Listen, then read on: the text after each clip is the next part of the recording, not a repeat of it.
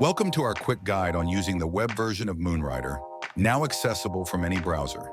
We'll show you how to register, deposit funds, and open your first position. To get started, open your browser and go to hexn.io/Moonrider. Click on the Account tab. Create a new account if you don't have one yet. You can sign up using your email, Google, or Apple accounts, or register using Wallet Connect. If you already have a Moonrider account through the HEXN app on Telegram, simply click the Telegram icon to log in with your existing account. After logging in, navigate to the Account tab and select Deposit. Choose the payment method that works best for you. You can deposit USDT through popular networks or use your bank card with your local currency. Complete the transaction, and your funds will be available shortly.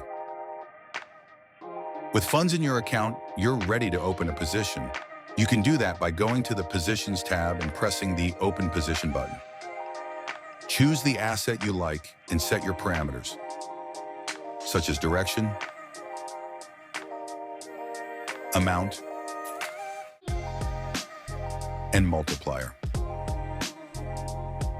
Review your settings, and if everything is ready, then click the button below. Congratulations! You've just opened your first position using the web version of Moonrider.